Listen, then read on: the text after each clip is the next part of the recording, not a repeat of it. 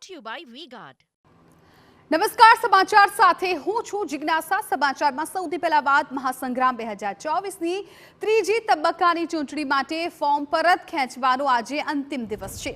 લોકસભા અને પેટા ચૂંટણીમાં ફોર્મ પરત ખેંચવાનો આજે અંતિમ દિવસ છે. આજે સ્પષ્ટ થશે ગુજરાતની 26 લોકસભા બેઠકોનું ચિત્ર. ગુજરાત વિધાનસભાની પેટા ચૂંટણીનું પણ આજે સ્પષ્ટ થઈ જશે ચિત્ર. વિધાનસભાની ખાલી પડેલી 5 બેઠકો પર યોજાવાની છે પેટા ચૂંટણી.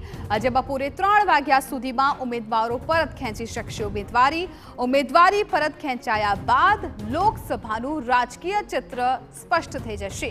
ગુજરાતની 26 લોકસભા બેઠકોનું ત્રીજા તબક્કામાં યોજાવાનું છે મતદાન.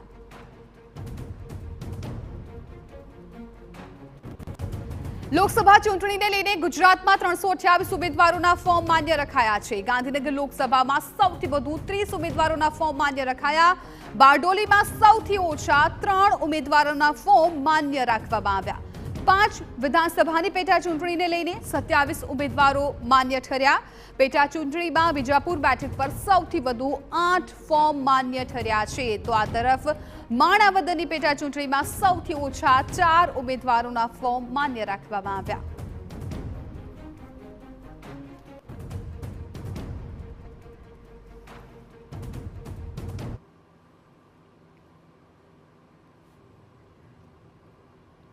સુરત લોકસભા બેઠકને લઈને સૌથી મોટા સમાચાર. ભાજપના ઉમેદવાર મુકેશ દલાલને બિનહરીફ કરવાની કવાયત તેજ કરાઈ છે. 8 અપક્ષ ઉમેદવારોમાંથી 5 ઉમેદવારો આજે ફોર્મ પાછા ખેંચી શકે છે. અન્ય 3 ઉમેદવારોને પણ બનાવવાના પ્રયાસો કરવામાં આવી રહ્યા છે. જો મુકેશ દલાલ સિવાય તમામ ફોર્મ પાછા ખેંચાશે તો બેઠક બિનહરીફ જાહેર થશે. આજે બપોરે 3 વાગ્યા સુધીમાં આ ચિત્ર છે એ સ્પષ્ટ થઈ જશે. ગઈકાલે કોંગ્રેસના ઉમેદવાર નિલેશ કુંભાણીનું ફોર્મ રદ કરવામાં આવ્યું હતું.